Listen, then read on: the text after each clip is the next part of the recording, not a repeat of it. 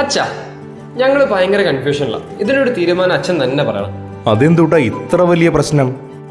അതച്ഛാ, ഈ പുൽക്കൂട്ടിലെ എല്ലാവരും ഉണ്ട്, പക്ഷെ സാന്റാക്ലോസ് മാത്രമില്ല. എന്നിട്ടും ക്രിസ്മസിന് സാന്റാക്ലോസ് വരുന്നുണ്ട്. അതെങ്ങനെ ശരിയാവും? അതൊരു സെയിൻ്റാണ് ജോസെ. തുർക്കിയിലെ ബിഷപ്പായിരുന്ന വിശുദ്ധ നിക്കോളാസ്. തൻ്റെ കയ്യിലുണ്ടായിരുന്ന സമ്പാദ്യം പാവപ്പെട്ടവർക്കും അർഹതപ്പെട്ടവർക്കും ആരും അറിയാതെ സീക്രട്ടായിട്ട് എത്തിച്ചു കൊടുക്കുമായിരുന്നു ഈ വിശുദ്ധൻ. അങ്ങനെയാണ് ക്രിസ്തുമസിന് ഗിഫ്റ്റൊക്കെ കൊടുക്കാൻ തുടങ്ങിയത്. ഇപ്പോൾ മനസ്സിലായോ അതിൻ്റെ ചരിത്രം? ദേ ഞാൻ പോവാണ്, എനിക്കൊരു കുർബാനയുണ്ട്. ദേ ഇന്നത്തെ വചനം പഠിച്ചോ. കർത്താവെ, എന്നെ സുഖപ്പെടുത്തണമേ, അപ്പോൾ ഞാൻ സൗഖ്യമുള്ളവനാകും. എന്നെ രക്ഷിക്കണമേ, അപ്പോൾ ഞാൻ രക്ഷപ്പെടും. അങ്ങ് മാത്രമാണ് എൻ്റെ പ്രത്യാശ. ജെറമ്യായുടെ പുസ്തകം 17-ാം അധ്യായം 14-ാം വാക്യം.